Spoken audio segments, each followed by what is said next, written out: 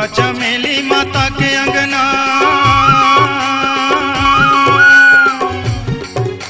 चंपा चमेली माता के अंगना, आने बानी के फुलवा दाई के भुवना वो दीदी मो। देखती केवरा के ककनी बनोरिया, चुकले खुले है लाली चुनरिया। देखती केवरा के ककनी बनोरिया, चुकले खुले है लाली चुनरिया। मोरे मैया के 16 सिंगार मचंदा लजा जात वो। मोरे ताई के 16 सिंगार मचंदा लजा जात वो। चंपा चमेली दाई के भुवना,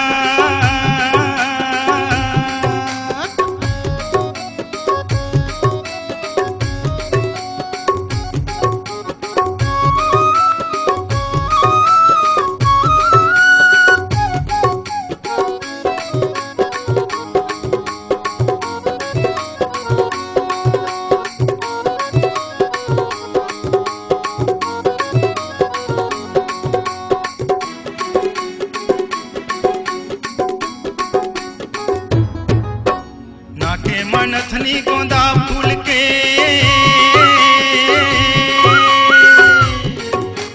नाके मनथनी गोंदा फूल के। दूध मोगरा के मुंदरी गजब खुले का वो दीदी मोर।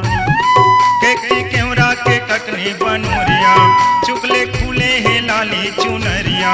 केकती केवरा के ककनी बनोरिया, चुकले खुले है लाली चुनरिया। मोरे मैया के 16 सिंगार मचंदा लजा जात वो। मोरे मैया के 16 सिंगार मचंदा लजा जात वो। चंपा चमेली माता के अंगना,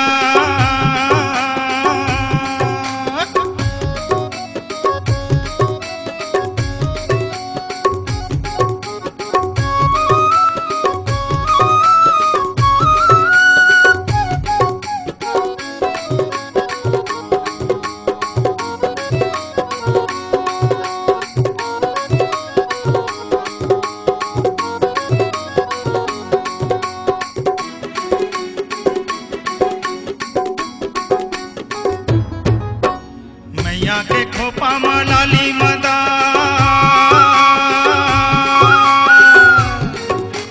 मैया के खोपा में लाली मंदार। संगी देखत बनत है मैया के गलहार दीदी मो। देखती केवरा के ककनी बनोरिया, चुकले खुले है लाली चुनरिया।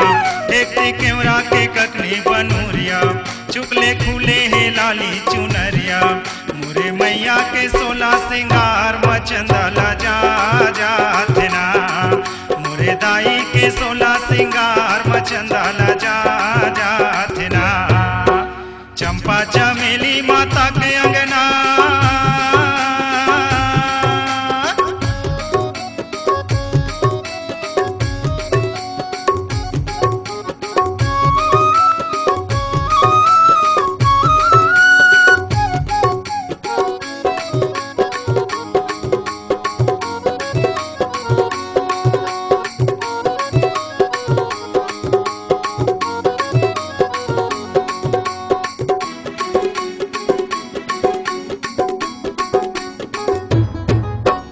कमल के सरिया बने है सजिया।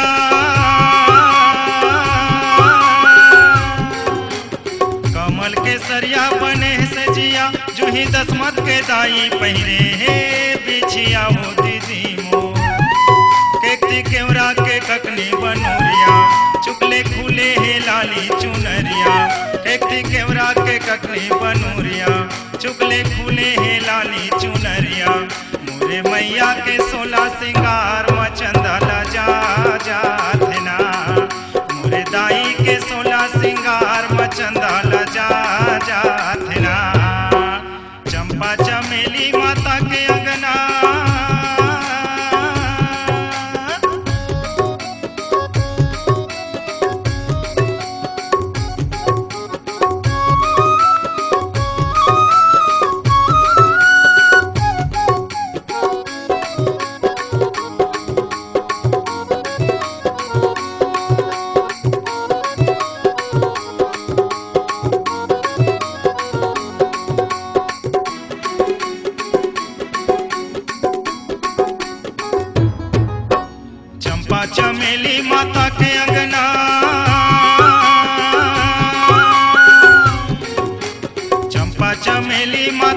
अंगना आनी बानी के फुलवा माता के भुवना ओ दीदी मोर देखती केवरा के ककनी बनोरिया चुगले खुले हे लाली चुनरिया देखती केवरा के ककनी बनोरिया चुगले खुले हे लाली चुनरिया मोरे मैया के 16 सिंगार मचंदाला जा जाते ना मोरे दाई के 16 सिंगार मचंदाला जा